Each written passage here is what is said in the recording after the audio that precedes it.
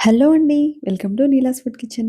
ఈరోజు నేను simple and టేస్టీగా ఎగ్, ములక్కాయ, టొమాటో కర్రీ ఎలా చేయాలో చూపించబోతున్నాను. తప్పకుండా ట్రై చేయండి. చాలా సింపుల్ అండి. చాలా త్వరగా అయిపోతుంది కూడా. సో, లేట్ చేయకుండా రెసిపీ స్టార్ట్ చేసేద్దాం. దీనికోసం ముందుగా ప్యాన్‌లో ఒక 2 టేబుల్ స్పూన్ల ఆయిల్ వేసుకొని, అది బాగా వేడైన తర్వాత కొంచెం పసుపు వేసుకొని, ఇక్కడ ఉడికించిన కోడిగుడ్లు నేను 3 వేస్తున్నాను.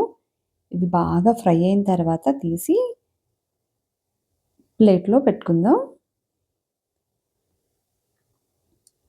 ఇప్పుడు అదే ఆయిల్‌లో 2 మీడియం సైజ్ ఆనియన్స్ ఇలా చిన్నగా కట్ చేసుకొని వేసుకోండి. ఇప్పుడు ఇందులో రుచికి సరిపడినంత సాల్ట్ వేసుకొని ఒక్కసారి మిక్స్ చేసుకోండి. సాల్ట్ వేయడం వల్ల ఉల్లిపాయలు చాలా త్వరగా మగ్గిపోతాయండి. అలాగే 2 పచ్చిమిర్చి చీలికలు, కొంచెం కరివేపాకు వేసుకొని, ఉల్లిపాయలు కొంచెం మగ్గితే సరిపోతుంది. అలాగే ఇందులో ఒక టీ స్పూన్ అల్లం వెల్లుల్లి పేస్ట్ వేసి అది కూడా పచ్చివాసన పోయే వరకు ఫ్రై చేసుకోండి. ఇప్పుడు ఇందులో 2 ములక్కాయలండి. ఉల్లిపాయలతో పాటు ములక్కాయలు ఫ్రై అయితే మంచి టేస్ట్ ఉంటుందండి. మీరు కావాలనుకుంటే ఫస్టే ఆయిల్‌లో ఫ్రై చేసి కూడా చేసుకోవచ్చు. ఏం పర్వాలేదు. ఇలా వేసినా కూడా టేస్ట్ బావుంటుంది. ఇప్పుడు మూత పెట్టుకొని ఒక్క 5 నిమిషాలు ములక్కాయల్ని కొంచెం మగ్గనిద్దాం.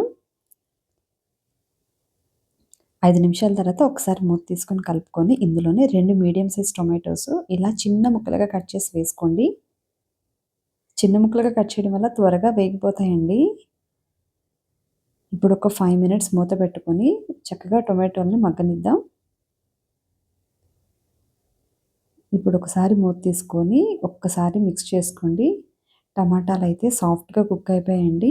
ఇప్పుడు ఇందులోనే ఒక టీ స్పూన్ కారం, అలాగే హాఫ్ టీ స్పూన్ ధనియాల పొడి, హాఫ్ టీ స్పూన్ జీలకర్ర పొడి, అలాగే పావు టీ స్పూన్ గరం మసాలా వేసుకొని ఒక్కసారి కలుపుకొని ఈ మసాలాలన్నీ 1 మినిట్ ఫ్రై చేయండి. సిమ్‌లోనే పెట్టండి. నేనిక్కడ పిల్లల కోసం కాబట్టి కారం కొంచెం తక్కువ వేసి చేస్తున్నాను. ఇప్పుడు మనం ఫ్రై చేసుకున్న ఎగ్స్ కూడా వేసుకొని ఒక్కసారి మిక్స్ చేసుకోవాలి. ఎగ్స్ కూడా ఇప్పుడే వేయడం వల్ల చాలా బావుంటుందండి టేస్ట్ కూడా. ఇప్పుడు ఇందులో ఒక గ్లాస్ వాటర్ వేసుకొని, మూత పెట్టుకొని కరెక్ట్‌గా 10 నిమిషాలు మీడియం ఫ్లేమ్‌లో పెట్టండి. సరిపోతుంది. 10 నిమిషాల్లో చక్కగా కుక్ అయిపోతుందండి. చూడండి 10 మినిట్స్ తర్వాత ఆల్మోస్ట్ చాలా వరకు వాటర్ అంతా ఇంకిపోయింది కదా! ఇంకొక 3 మినిట్స్ మీడియం ఫ్లేమ్‌లోనే మూత తీసే ఉంచండి. అంతేనండి. మన కర్రీ అయితే రెడీ అయిపోయింది. ఈ వీడియో గనక మీకు నచ్చినట్లయితే ప్లీజ్ సబ్స్క్రైబ్ చేసుకోండి. Thanks for watching.